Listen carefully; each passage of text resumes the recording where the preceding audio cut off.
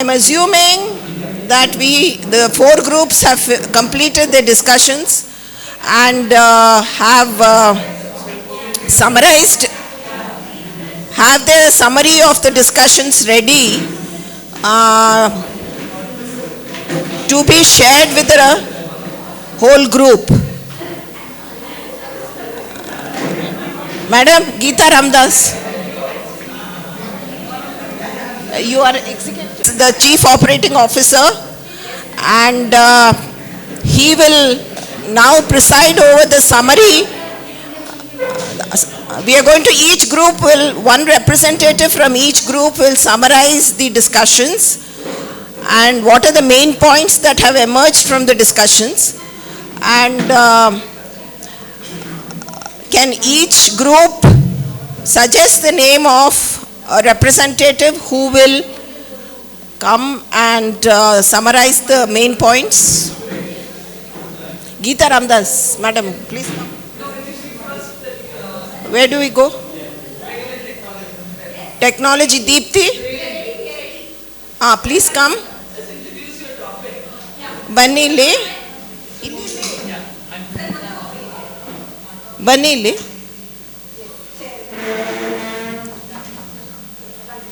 Points ಮಾಡ್ಕೊಂಡಿದ್ದೀರಾ? ನೀವು ಬರ್ಕೊಂಡಿದ್ದೀರಾ? Okay, very good. ಬನ್ನಿ ಇಲ್ಲಿ ಮೈಕ್ ತಗೊಳ್ಳಿಪ್ಪ. ಇಲ್ಲಿ ನಾವೆಲ್ಲ ಇವತ್ತು ಒಂದು ನಮ್ಮ ಅಂಧ ಮಕ್ಕಳ ಒಂದು ಶ್ರೇಯೋಭಿವೃದ್ಧಿಗೆ ನಾವು ಉಪಾಧ್ಯಾಯರಾದಂಥ ನಾವು ಯಾವ್ಯಾವ ಕ್ರಮಗಳನ್ನು ಮುಂದೆ ಕೈಗೊಳ್ಳಬಹುದು ಅಂತ ವಿಚಾರವಾಗಿ ನಾವು ಇಲ್ಲಿ ಅನೇಕ ವಿಚಾರಗಳನ್ನು ಬೆಳಗಿನಿಂದ ಒಂದೊಂದೇ ವಿಚಾರಗಳನ್ನು ಚರ್ಚೆ ಮಾಡ್ತಾ ನಾವು ತಜ್ಞರಿಂದ ತಿಳ್ಕೊಳ್ತಾ ಇದ್ದೀವಿ. ಆ ಒಂದು ನಿಟ್ಟಿನಲ್ಲಿ ಈಗ ನಾವು ಸೇರಿಕೊಂಡು ಒಂದು ವಿಷಯವನ್ನು ಚರ್ಚೆ ಮಾಡಿದ್ದೀವಿ. ಪ್ರಣವ್ ಅವರು ಮತ್ತು ಪದ್ಮಾ ಹಾಗೂ ದಿವ್ಯಾ ಮತ್ತು ನಮ್ಮ ಇನ್ನೊಬ್ಬರ ಸ್ನೇಹಿತರಾದ ಕವಿತಾ, ನಾವೆಲ್ಲ ಸೇರಿ ಈ ಬ್ರೈಲ್ ಮತ್ತು ಟೆಕ್ನಾಲಜಿ ನಮ್ಮ ಮಕ್ಕಳಿಗೆ ಯಾವ ರೀತಿ, ಅಂಧರಿಗೆ ಯಾವ ರೀತಿ ಇದು ಯೂಸ್ಫುಲ್ ಆಗುತ್ತೆ, ನಾವು ಇದನ್ನು ಕಲಿಕೆಯಲ್ಲಿ ಯಾವ ರೀತಿ ಉಪಯೋಗಿಸ್ಕೋಬೋದು ಅನ್ನೋ ನಿಟ್ಟಿನಲ್ಲಿ ನಾವು ಚರ್ಚೆ ಮಾಡಿದಾಗ ಕೆಲವೊಂದು ವಿಚಾರಗಳನ್ನು ನಾವು ಒಂದು 9ಕ್ಕೆ ಬಂದಿದ್ದೀವಿ. ಅದನ್ನು ನಾನು ನಿಮ್ಮ ಮುಂದೆ ಈಗ ಪ್ರಸ್ತುತಪಡಿಸ್ತಾ ಇದ್ದೀನಿ.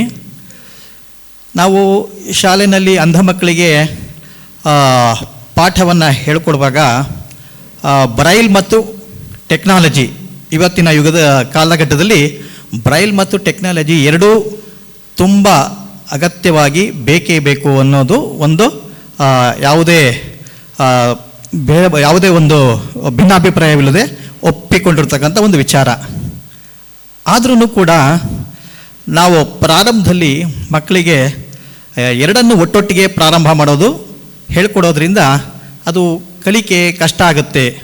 ಹಾಗಾಗಿ ನಾವು ಪ್ರಾರಂಭದಲ್ಲಿ ಮಕ್ಕಳಿಗೆ ಅಕ್ಷರಗಳನ್ನು ಕಲಿಸ್ಬೇಕಾದ್ರೆ ಬ್ರೈಲ್ ಅನ್ನೋತಕ್ಕಂಥದ್ದು ನಮ್ಮ ಒಂದು ಮದರ್ ಟಂಗ್ ಅಂತ ಹೇಳ್ಬೋದು, ತಾಯಿ ಭಾಷೆ, ಆ ಬೇರು ಅಂತಕ್ಕಂಥದ್ದು ಏನಿದೆಯೋ ಅದರ ಮುಖಾಂತರ ನಾವು ಅವರ ಕಲಿಕೆಯನ್ನು ಶುರು ಮಾಡಿದರೆ ಮಕ್ಕಳ ಒಂದು ಭವಿಷ್ಯದ ಬುನಾದಿ, ಭದ್ರವಾದ ಅಡಿಪಾಯ ಆಗುತ್ತೆ ಅಂತ ನಾನು ಹೇಳ್ತಾ ಇದ್ದೀನಿ.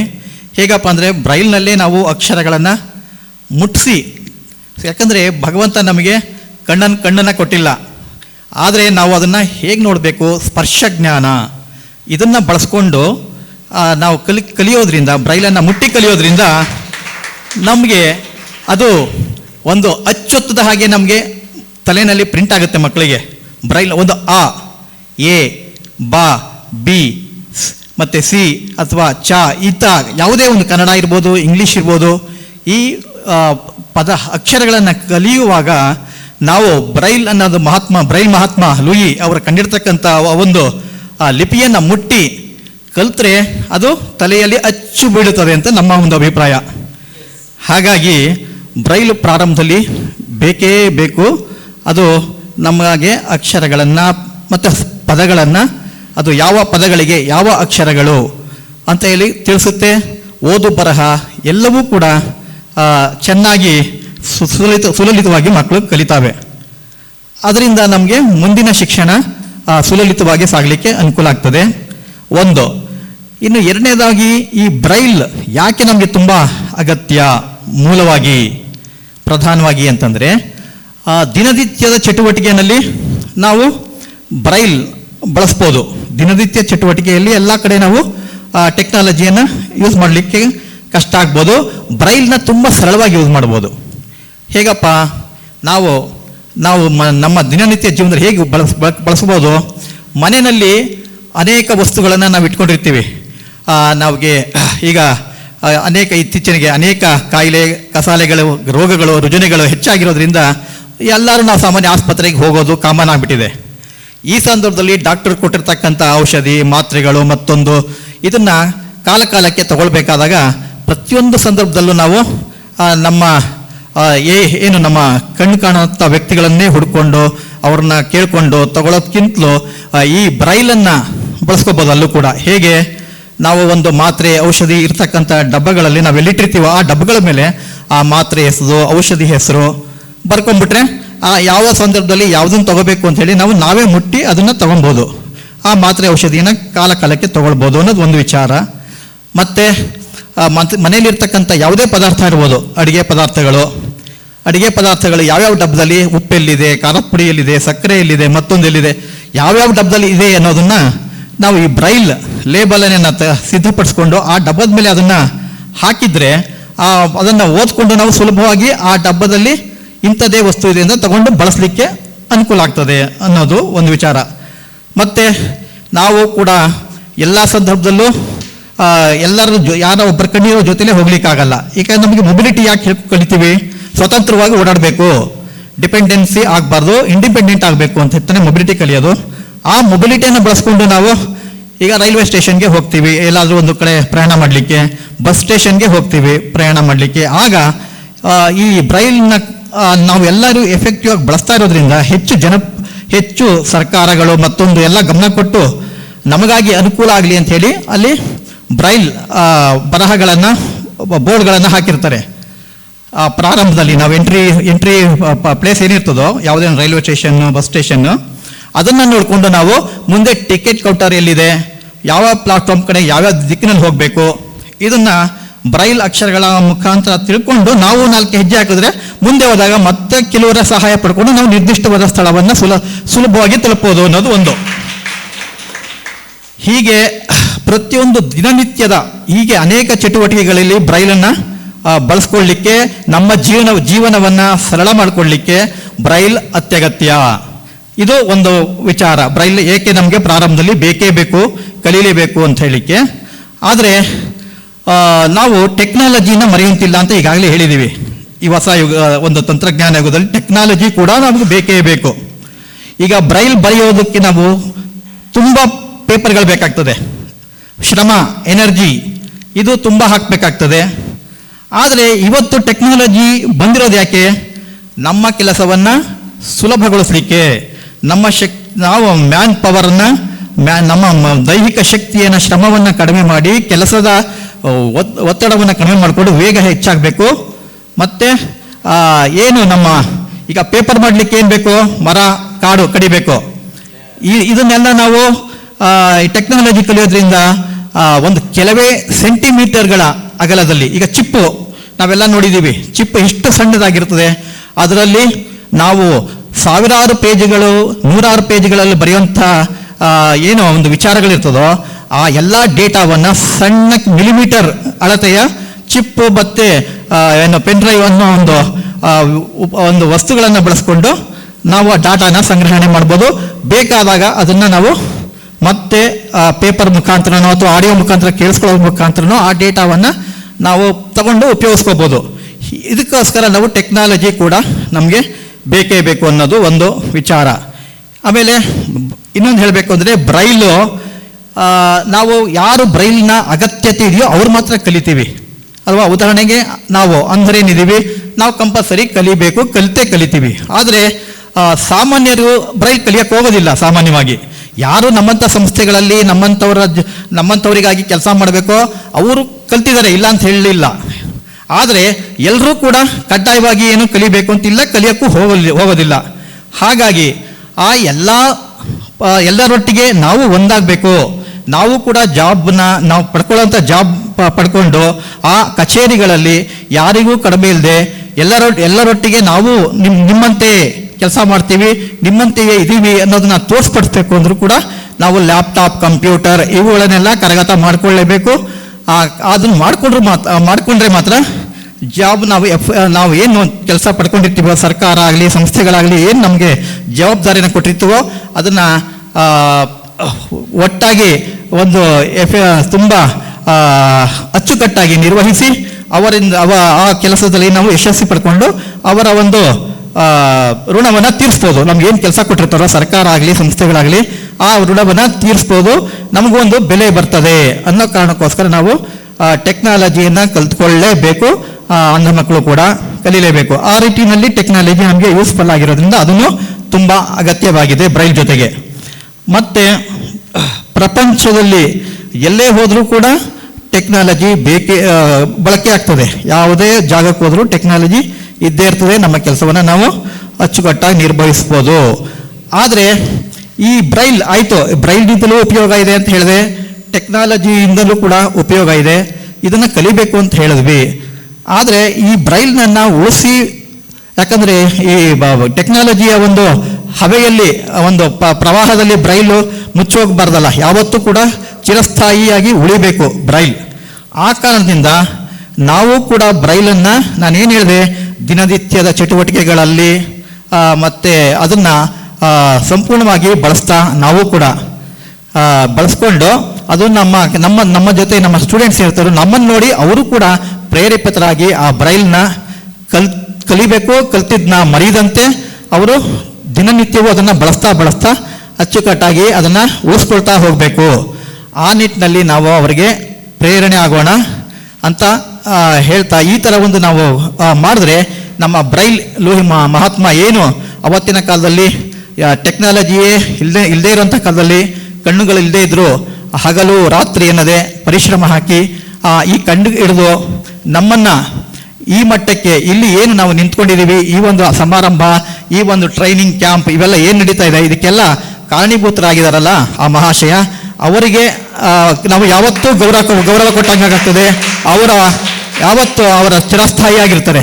ಅದಕ್ಕೋಸ್ಕರ ನಾವು ಬ್ರೈಲ್ನ ಕಲ್ತ್ಬೇಕು, ಟೆಕ್ನಾಲಜಿಯನ್ನು ಕಲ್ತ್ಕೊಂಡು ಎಲ್ಲರೊಳಗೆ ಒಂದಾಗಿ ನಾವು ಕೂಡ ಬದುಕಿ ಬಾಳಿ ಎಲ್ಲವನ್ನೂ ಕಲಿತು ಅಂಧರು ಕೂಡ ಯಾರಿಗೂ ಕಮ್ಮಿ ಇಲ್ಲ ಅನ್ನೋದನ್ನು ತೋರಿಸ್ತಾ ನಮ್ಮ ಕಾಲ ಮೇಲೆ ನಾವು ನಿಂತು ಬದುಕೋಣ. ಇಂಥ ಸಂಸ್ಥೆಗಳು ಏನು ನಮಗೋಸ್ಕರ ದುಡಿತಾ ಇದ್ದಾರೆ ಅವರಿಗೂ ಕೂಡ ಕೀರ್ತಿಯನ್ನು ತರೋಣ ಅಂತ ಹೇಳ್ತಾ ನಾನು 2 ಮಾತುಗಳನ್ನ ಮುಗಿಸ್ತಾ ಇದ್ದೇನೆ.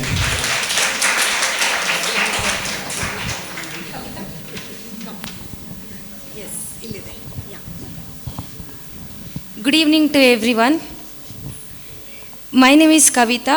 I am from Snehadi Presidential School for the Blind, Ranebennur. Today I am going to talk about Braille and technology. So firstly, I would like to tell you about Braille. Like, what is Braille? What are the advantages of Braille? So first, as you all know, what is Braille? So Braille means we can touch and feel. Like, by hand we can touch it and feel it, how the Braille is. So firstly, I would talk about the advantages of Braille. We are the blind people, like visually impaired persons. We should use Braille. In our daily life, we are using Braille, right? Are you all using Braille? Yes. So everyone is using Braille.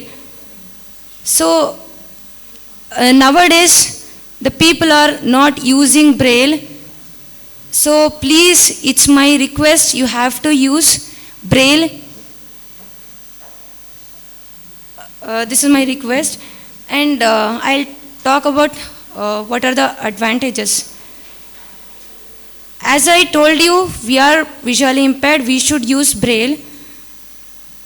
Even in my school also, I'm using Braille to teach the students.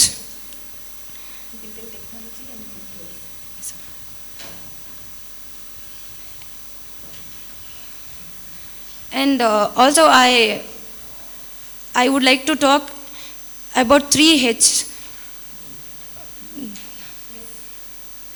First, we should touch the braille by hand.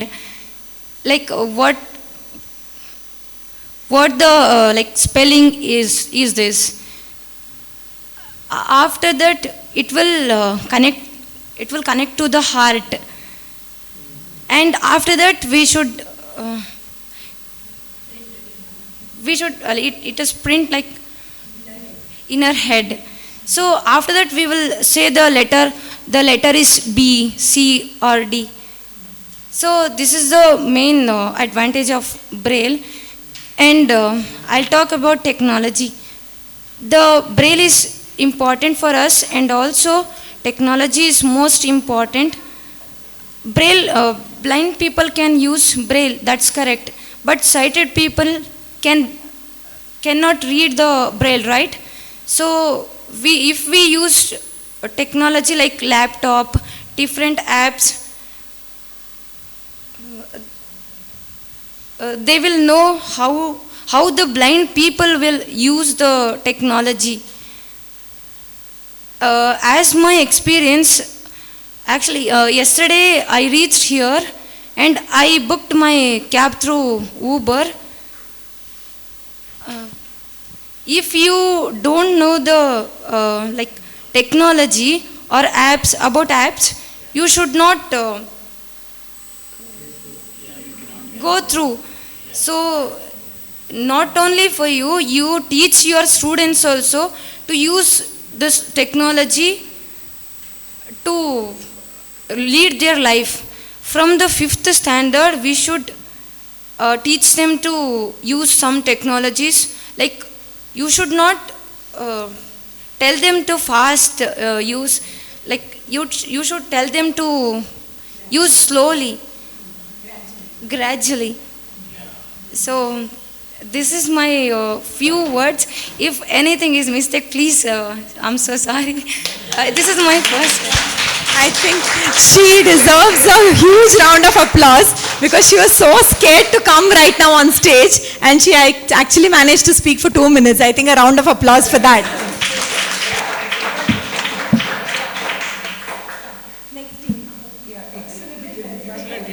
What was overflowing? Passion and confidence. Suresh sir's Kannada, in the way he spoke, I was telling Moses, I've never heard such great gratitude for Louis Braille, who did such a wonderful job, right? So we as teachers, I think this is a great role modeling example of how you use, whether it's Kannada or English, from where you speak. So it was really great. Thank you so much, the 3 H's, head, heart and hand. Yeah. We'll never forget that, Kavita. Excellent. Over to you.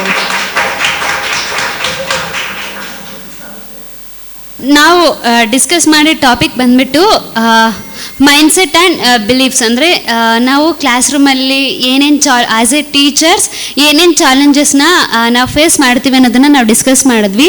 So ನಮ್ಮ ಟೀಮಲ್ಲಿ Shantala ma'am, Kasturi ma'am, Sridevi ma'am, Radha ma'am, Geetha ma'am ಮತ್ತು Vijayalakshmi ma'am ಮತ್ತು last ನಾನಿದ್ವಿ. Anitha ma'am ಕೂಡ ಇದ್ದರು, sorry ma'am. ಇಷ್ಟು ಜನ ಇದ್ವಿ ನಮ್ಮ ಟೀಮಲ್ಲಿ.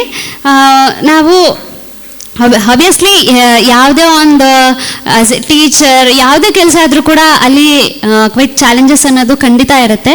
ಸೊ ಅದೇ ಥರ ಆ್ಯಸ್ ಎ ಟೀಚರ್ ನಮಗೆ ಕ್ಲಾಸ್ ರೂಮಲ್ಲಿ ಕೆಲವೊಂದು ಚಾಲೆಂಜಸ್ ಅನ್ನೋದು ಕಾಮನ್ ಆಗಿ ನಾವು ಫೇಸ್ ಮಾಡ್ತೀವಿ. ಬರೀ ಚಾಲೆಂಜಸ್ ಇದ್ದರೆ ಸಾಕ, ಅದಕ್ಕೆ ನಾವು ಸೊಲ್ಯೂಷನ್ಸ್ ಕೂಡ ಹುಡ್ಕೊಬೇಕಲ್ವಾ.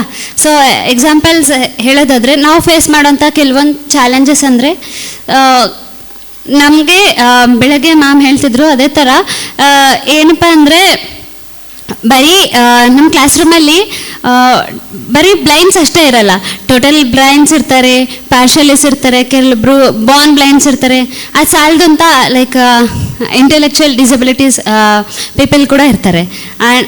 ಅಂಥವ್ರ ಜೊತೆ ನಾವು ಹೇಗೆ ಅವ್ರ ಜೊತೆ ನಾವು ಬಿಹೇವ್ ಮಾಡಬೇಕು, ಆಮೇಲೆ ಕೆಲವೊಬ್ರು ಇರ್ತಾರೆ ನಾವು ಹೇಗೆ ಅವ್ರಿಗೆ ಹೇಳಿಕೊಟ್ರು ಕೂಡ ಅವ್ರಿಗೆ ಅರ್ಥ ಆಗ್ತಿರಲ್ಲ, ಅಂಥವ್ರಿಗೆ ನಾವು ಕೆಲವೊಂದು ಆ ಥರದ ಪ್ರಾಬ್ಲಮ್ ಇದ್ದಾಗ ಸೊ ಮ್ಯಾಮ್ ಹೇಳ್ತಾ ಇದ್ರು ಅವ್ರಿಗೆ ಸ್ವಲ್ಪ ಫ್ರೀ ಇದ್ದಾಗ ಸ್ಪೆಷಲಾಗಿ ಅವ್ರ ಮೇಲೆ ಫೋಕಸ್ ಮಾಡಿಬಿಟ್ಟು ಹೇಳ್ಕೊಡೋದಾಗಿರ್ಬೋದು, ಅವರು ಯಾವ ಪರ್ಟಿಕ್ಯುಲರ್ ಅವ್ರಿಗೆ ಎಷ್ಟು ಆ ದಿನಕ್ಕೆ ಎಷ್ಟು ತಗೊಳಕ್ಕೆ ಆಗ್ತಿರತ್ತಲ್ವ ಅಷ್ಟನ್ನು ಮಾತ್ರ ಹೇಳ್ಕೊಡೋದು. ಅಥವಾ ಕೌನ್ಸಿಲರ್ ಸಿಕ್ಕಿದ್ರೆ ಕೌನ್ಸಿಲಿಂಗ್ ಕೊಡೋದ್ರ ಮೂಲಕ ಅವ್ರನ್ನ ನಾವು ಸ್ವಲ್ಪ ಅವ್ರಿಗೆ ನಾವು ಸ್ವಲ್ಪ ಏನಾದರೂ ಕಲಿಸ್ಬೋದು ಅಂತ. ಸೊ ಅದ್ರ ಜೊತೆಗೆ ನಾವು ಮಕ್ಕಳು ಕೆಲವೊಂದು ಸಬ್ಜೆಕ್ಟಲ್ಲಿ ಅಥವಾ ಕೆಲವೊಂದು ಟೈಮಲ್ಲಿ ಇಂಟ್ರೆಸ್ಟಿಂಗ್ ಆಗಿರಲ್ಲ. ಎಕ್ಸಾಂಪಲ್ ಕೆಲವೊಮ್ಮೆ ಆಫ್ಟರ್ ಲಂಚ್ ಆ್ಯಂಡ್ ನಮಗೆ ಕಾಮನ್ ಆಗಿ ದೊಡ್ಡವ್ರಿಗೆ ಒಮ್ಮೊಮ್ಮೆ ಸ್ಲೀಪಿ ಮೋಡ್ ಬಂದುಬಿಟ್ಟಿರುತ್ತೆ. ಅದೇ ಥರ ನಮ್ಮ ಅದರಲ್ಲಿ ಅವರು ತುಂಬ ಚಿಕ್ಕ ಮಕ್ಳು ಇರ್ತಾರಲ್ಲ, ಸೊ ಮಕ್ಕಳು ಕೆಲವೊಮ್ಮೆ ಹಂಗೆ ಆಗ್ತಿರ್ತಾರೆ. ಅವಾಗ ನಾವು ಏನು ಮಾಡ್ಬೋದು, ಲೈಕ್ ಸ್ಟಾರ್ಟಿಂಗ್ ಅವ್ರಿಗೆ ಬರೋದಕ್ಕೂ ಮುಂಚೆ ಎಲ್ಲರಿಗೂ ಫೇಸ್ ವಾಶ್ ಮಾಡ್ಕೊಂಡು ಬನ್ನಿ ಅಂತ ಹೇಳೋದು, ಅಥವಾ ಅವ್ರ ಜೊತೆಯಲ್ಲಿ ನಾವು ಇಂಟ್ರ್ಯಾಕ್ಟ್ ಮಾಡ್ಕೊಂಡು ಕ್ಲಾಸ್ ಮಾಡ್ಬೋದು. ಜೊತೆಲಿ ಏನಾದರೂ ಕ್ವೆಶನ್ಸ್ ಕೇಳೋದು, ಇದೆಲ್ಲ ಮಾಡೋದ್ರಿಂದ ಮಕ್ಕಳಿಗೆ ನಿದ್ದೆ ಮಾಡೋಂತಹ ಮೂಡ್ ಇರಲ್ಲ. ಸೊ ಅವಾಗ ಆಬ್ವಿಯಸ್ಲಿ ನಾವು ಏನು ಪಾಠ ಮಾಡ್ತಿರ್ತೀವೋ ಅದ್ರ ಕಡೆ ಅವರು ಗಮನ ಕೊಡ್ತಾರೆ. ಸೊ ಆ್ಯಂಡ್ ಅದ್ರ ಜೊತೆಗೆ ನಾವು ಇನ್ನೊಂದು ಪಾಯಿಂಟ್ ಡಿಸ್ಕಸ್ ಮಾಡಿದ್ವಿ, ಅದೇನೆಂದರೆ ನ್ಯೂಟ್ರಿಷನ್ಸ್. ಸೊ ನ್ಯೂಟ್ರಿಷಿಯಸ್ ಅನ್ನೋದು ಈಗ ಎಲ್ಲರಿಗೂ ತುಂಬ ಅಂದರೆ ತುಂಬಾ ಇಂಪಾರ್ಟೆಂಟ್. ನಾವು ಎಷ್ಟೇ ಕಲ್ತರೂ ತುಂಬ ಬುದ್ಧಿವಂತರಾಗಿರ್ತೀವಿ, ಆದರೆ ಅವ್ರಿಗೆ ಫಿಸಿಕಲಿ ಎಲ್ಲ ಸ್ಟ್ರಾಂಗ್ ಇಲ್ಲ ಅಂತಂದರೆ, ಒಳ್ಳೆ ಫುಡ್ ಎಲ್ಲ ಸಿಗ್ತಿಲ್ಲ ಅಂತಂದರೆ ತುಂಬ ಕಷ್ಟ ಆಗುತ್ತೆ. ಹಾಗಾಗಿ ನಮ್ಮ ಮಕ್ಕಳು ಹೇಗೆ ನ್ಯೂಟ್ರಿಷಿಯಸ್ ಆಗಿ ಫುಡ್ ತಿಂತಿದ್ದಾರಾ ಇಲ್ವಾ. ಕೆಲವೊಂದು ಮಕ್ಳು ಇರ್ತಾರೆ ಅಲ್ಲಿ ಸ್ಕೂಲಲ್ಲಿ ಒಳ್ಳೆ ವೆಜಿಟೇಬಲ್ಸ್, ಫ್ರೂಟ್ಸ್ ಮತ್ತು ಹಾಲು ಎಲ್ಲ ಕೊಡ್ತಿರ್ತಾರೆ, ಆದರೂ ಮಕ್ಕಳು ತಿಂತಿರಲ್ಲ. ಅವಾಗ ಏನು ಮಾಡ್ಬೋದು ಅನ್ನೋದನ್ನ ನಾವು ಡಿಸ್ಕಸ್ ಮಾಡಿದ್ವಿ. ಸೊ ಮಕ್ಕಳಿಗೆ ಈಗ ಎಕ್ಸಾಂಪಲ್, ನೀನೀಗ ಇದನ್ನು ತಿಂದರೆ ಅವ್ರಿಗಿಷ್ಟ ಆಗುವಂತಹ ಯಾವುದೋ ಒಂದು ಆ್ಯಕ್ಟಿವಿಟಿನ ನಾವು ಕೊಡೋದು. ಅವ್ರಿಗೆ ಈಗ ಕೆಲವೊಬ್ಬರಿಗೆ ಸ್ಟೋರೀಸ್ ಓದೋದಂದರೆ ತುಂಬ ಇಷ್ಟ ಇರುತ್ತೆ. ಆವಾಗ ನಿನಗೆ ಒಂದು 10 to 15 minutes ನಿನಗೆ ಯಾವ ಆ್ಯಕ್ಟಿವಿಟಿ ಮಾಡೋದಕ್ಕೆ ಇಷ್ಟ ಇರುತ್ತೋ ಅದನ್ನು ಮಾಡೋದಕ್ಕೆ ಕೊಡ್ತೀನಿ ಅಂತ ಹೇಳೋದು. ಅವ್ರಿಗೆ ಏನು ಇಂಟ್ರೆಸ್ಟ್ ಇರುತ್ತೋ ಅದನ್ನು ಮಾಡೋದಕ್ಕೆ ಕೊಡೋದ್ರ ಮೂಲಕ ಅವ್ರಿಗೆ ನಾವು ಅದು ವೆಜಿಟೇಬಲ್ಸ್ ಆಗಿರ್ಬೋದು, ಹಾಲಾಗಿರ್ಬೋದು ಅದನ್ನು ಕೊಡಿಸ್ಬೋದು ಅಥವಾ ತಿನ್ನಿಸ್ಬೋದು. ಆ್ಯಂಡ್ ಮಕ್ಕಳಿಗೆ ನೋಡು ಪ್ರಾಕ್ಟಿಕಲ್ ಆಗಿ ನಾವು ತೋರಿಸೋದ್ರ ಮೂಲಕ ಮಕ್ಕಳು ತಿನ್ನೋ ಥರ ಮಾಡ್ಬೋದು. ಎಕ್ಸಾಂಪಲ್, ಈಗ ಮಕ್ಕಳಿಗೆ ತಿನ್ನಿ ಅಂತ ಹೇಳ್ಬಿಟ್ಟು ಟೀಚರ್ಸ್ ತಿಂದಿಲ್ಲ ಅಂದರೆ ಮಕ್ಕಳು ಕ್ವೆಶನ್ ಮಾಡ್ತೇವೆ ಅಲ್ವಾ. ಸೊ ನಿಮ್ಮ ಸ್ಕೂಲಲ್ಲೂ ಕೇಳ್ತಾರ ಮಕ್ಕಳು, ಮೇಡಮ್ ನೀವು ತಿಂತೀರಾ ಅಥವಾ ಸರ್ ನೀವು ತಿಂತೀರಾ ತರಕಾರಿ ಎಲ್ಲ ಅಂತ ಕೇಳ್ತಾರಾ ಅಲ್ವಾ. ಸೊ ಈಗ ಮಕ್ಕಳು ಎಲ್ಲದನ್ನು ತುಂಬ ಚೆನ್ನಾಗಿ ಅಬ್ಸರ್ವ್ ಮಾಡ್ತಿರ್ತಾರೆ. ನಾವು ಬರೀ ಮಕ್ಕಳಿಗೆ ಹೇಳಿದ್ರೆ ಸಾಕಾಗಲ್ಲ, ನಾವು ಅದನ್ನು ಪಾಲಿಸ್ಬೇಕಾಗ್ತಾ ಇರುತ್ತೆ. ಸೊ ಸಮ್ಟೈಮ್ಸ್ ನಾವು ಅವ್ರಿಗೆ ಸುಮ್ಮನೆ ಹೇಳಿದ್ರೆ ಕೇಳಿರಲ್ಲ, ಇಲ್ಲ ನಾವು ತಿಂತೀವಿ ಅಂತಂದರೆ ಒಮ್ಮೊಮ್ಮೆ ಅವರು ನಾವು ತಿಂತೀವಲ್ವ ಅಂತ ಅವ್ರಿಗೆ ಒಮ್ಮೊಮ್ಮೆ ಪ್ರಾಕ್ಟಿಕಲಾಗಿ ತೋರಿಸ್ಬೇಕಾಗಿ ಕೂಡ ಬರ್ತಿರುತ್ತೆ. ಆಗ ಅವ್ರ ಮುಂದೆನೇ ನೋಡಿ ನಾವು ತಿಂತಾ ಇದ್ದೀವಿ, ಸೊ ನಾವೆಲ್ಲ ತರಕಾರಿನೂ ತಿಂತೀವಿ, ನೀವು ಕೂಡ ತಿನ್ಬೋದು, ಇದರಿಂದ ನಿಮಗೆ ಏನು ಯೂಸ್ ಇದೆ ಎಲ್ಲನೂ ಅವ್ರಿಗೆ ಅರ್ಥ ಆಗೋಂಗೆ ಹೇಳಿದ್ರೆ ಖಂಡಿತ ಅವರು ತರಕಾರಿ ಆಗಿರ್ಬೋದು, ಫ್ರೂಟ್ಸ್ ಎಲ್ಲ ತಿಂತಾರೆ. ಸೊ ಆ್ಯಂಡ್ ಅದ್ರ ಜೊತೆಗೆ ನಾವು ನೀಟಾಗಿ ಅವರು ಡ್ರೆಸ್ ಅವರು ನೀಟ್ನೆಸ್ ಬಗ್ಗೆ ಮತ್ತು ಡ್ರೆಸ್ಸಿಂಗ್ ಸೆನ್ಸ್ ಇದ್ರ ಬಗ್ಗೆ ಎಲ್ಲ ಅವ್ರಿಗೆ ನಾವು ಅರ್ಥ ಮಾಡಿಸ್ಬೇಕು. ಸೊ ನಾವು ನೀಟಾಗಿ ಡ್ರೆಸ್ ಮಾಡ್ಕೊಳ್ಳೋದ್ರಿಂದ ನಮ್ಮ ಕಾನ್ಫಿಡೆನ್ಸ್ ಲೆವೆಲ್ ಇಂಪ್ರೂವ್ ಆಗುತ್ತೆ. ಆ್ಯಂಡ್ ಕ್ಲಾಸಿಗೆ ಬರಬೇಕಾದ್ರೆ ನೀವು ವಾಶ್ ಮಾಡ್ಕೊಂಡಿರೋ ಡ್ರೆಸ್ ಹಾಕ್ಕೊಂಡು ಬರಬೇಕು. ಅದ್ರ ಜೊತೆಗೆ ನೀವು ತಲೆ ಸರಿಯಾಗಿ ಬಾಚ್ಕೊಂಡಿರಬೇಕು. ಆ್ಯಂಡ್ ಮಕ್ಕಳು ನೀವು ಎಷ್ಟು ನೀಟಾಗಿರಬೇಕು ಅನ್ನೋದನ್ನೆಲ್ಲ ನಾವೇ ಅವ್ರಿಗೆ ತಿಳಿಸಿ ಹೇಳಬೇಕಾಗುತ್ತೆ. ಅದ್ರ ಜೊತೆಗೆ ಲಾಸ್ಟ್ ನಾವು ಡಿಸ್ಕಸ್ ಮಾಡಿದ್ವಿ, ನಾವು ಟೀಚರ್ಸು ಒಮ್ಮೊಮ್ಮೆ ಪೇರೆಂಟ್ ರೋಲ್ ಕೂಡ ನಿಭಾಯಿಸ್ತಿರ್ತೀವಿ ಅಲ್ವಾ. ಸೊ ಅವೆರಡನ್ನೂ ನಾವು ಹೇಗೆ ನಿಭಾಯಿಸ್ತೀವಿ ಅನ್ನೋದನ್ನು ಕೂಡ ಒಮ್ಮೊಮ್ಮೆ ಮಕ್ಕಳು ತುಂಬ ಅಟ್ಯಾಚ್ ಆಗಿಬಿಟ್ಟಿರ್ತಾರೆ. ಸೊ ಎರಡನ್ನೂ ಹೇಗೆ ನಾವು ಕ್ಯಾರಿ ಮಾಡಬೇಕು ಅನ್ನೋದನ್ನು ಕೂಡ ನಾವು ಡಿಸ್ಕಸ್ ಮಾಡಿದ್ವಿ. ಸೊ ಇಷ್ಟು ಹೇಳಿ ನನ್ನ 2 ಮಾತನ್ನು ಮುಗಿಸ್ತಿದ್ದೀನಿ. Thank you.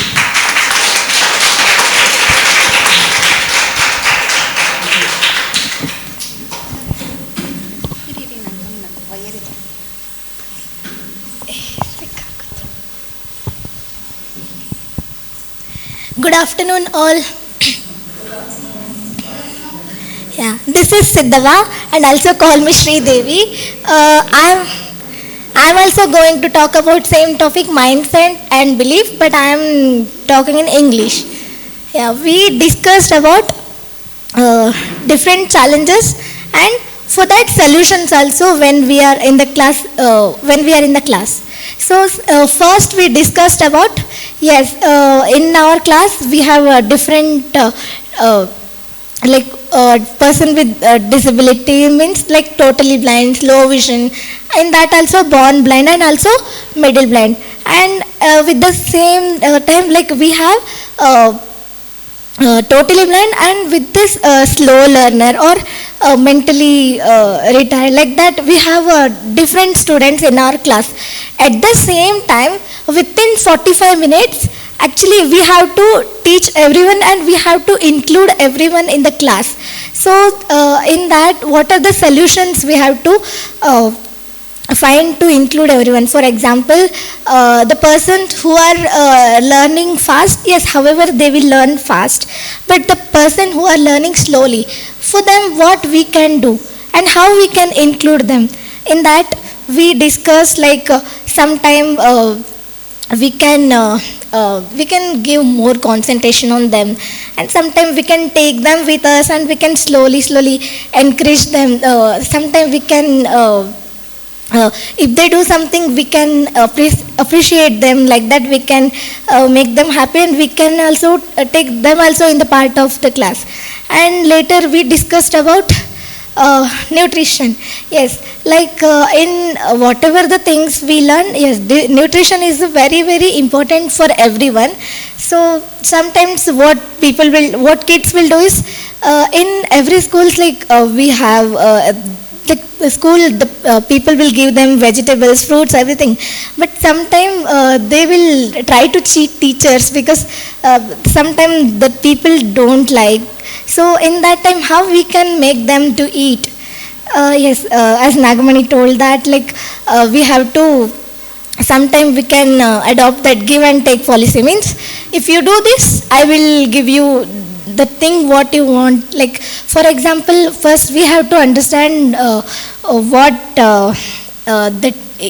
we have to understand about each child and what he wants, where he is in good. So if we give that option, sometime he may to do that he may eat, and like we can make him to do that. And also we discussed about ambitions, like when we ask for 6th and 7th children, you all everyone are teaching 6th and 7th children, right? Yeah, when we ask them what you want to become, many people will say teacher, music teacher, or English teacher, Kannada teacher, because they know that much. Otherwise, sometimes they may say sports teacher. Other than that, they don't know what are the other job roles they have. So we thought that sometime we should conduct some role model session from engineers or doctors, IAS, from everyone. From that, they can understand whatever the job roles they have, and also how they can go for that.